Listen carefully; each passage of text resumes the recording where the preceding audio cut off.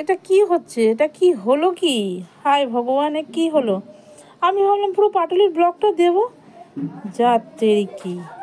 Hi everyone, সমাজ বলে তোমাদেরকে অনেক অনেক ওয়েলকাম। আশা করছি তোমরা সবাই ভালো আছো, সুস্থ আছো। আমি চলে এসেছি একটা ছোট্ট ব্লগ নিয়ে। কেন বলো তো?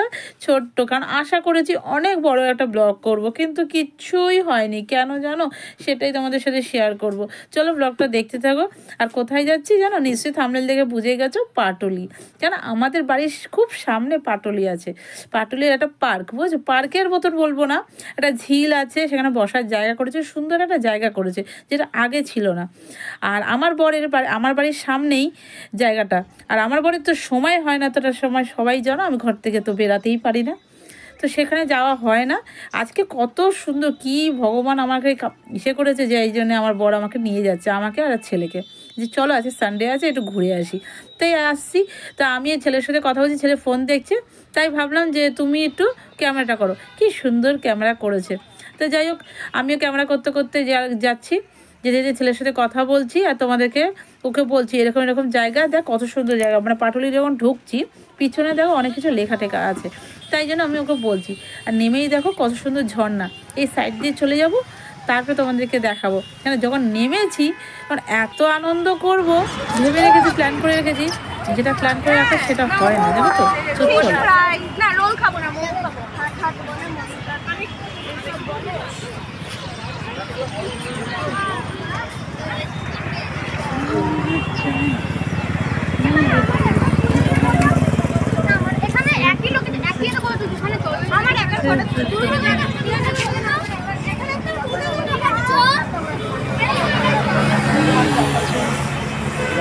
হ্যাঁ, থেকে নেমে গেছি, নেমে গিয়ে দেখো আমি আর ছেলে পাটুলিতে বসেছি।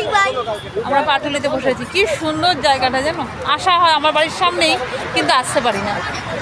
আজকে ওর পাপার একটু সময় পেয়ে যায়, তাই আসতে পারলাম। চলো ঘুরি।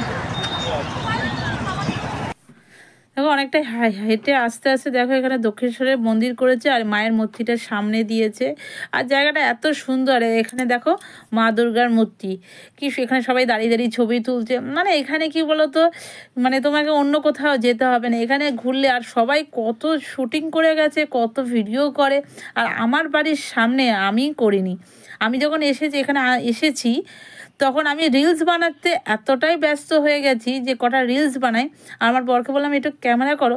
আমার বর তো দেখতেই পাচ্ছ কি সুন্দর, ও ক্যামেরা করতেই চায় না, ও ভিডিও করতেই চায় না, যে তোমার ভিডিও তুমি করো। এই জন্য আর আমার ভালো করে হয় না, না রিলস বানাবো না ভিডিও করব। সবার হাজব্যান্ডগুলো কত সুন্দর না বলো, কি সুন্দর রিলস বানিয়ে দেয়, কি সুন্দর ক্যামেরা ধরে, সেটা আমার ক্ষেত্রে হয় না গো।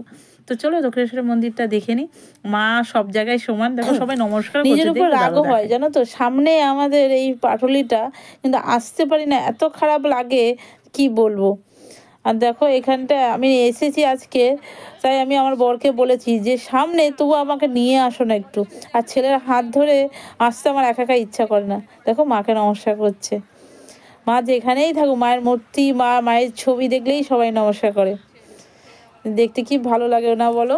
কিন্তু আমি এসে মাঝে মাঝে ফাঁকতালে দুটো ভিডিও করেছি বলে তোমাদেরকে দেখাতে পারলাম, নয়তো আমি রিলস বানাতেই ব্যস্ত হয়ে গেছিলাম। দেখো মায়ের মুখটা কত মিষ্টি, তোমাদের সামনে থেকে দেখতে পারলাম না, কারণ লাইটটা ফোকাসে আমি দিতে পারিনি, জুম করতে পারিনি, সেই জন্যে।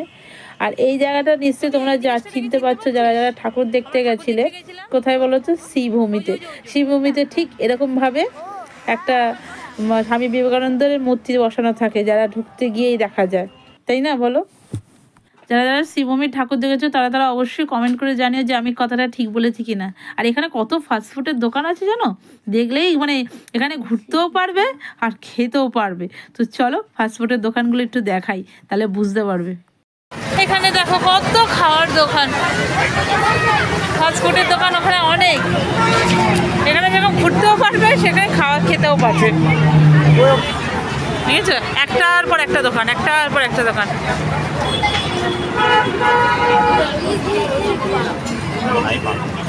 শুধু ঘুরতে আসলে হবে না, খেতেও হবে।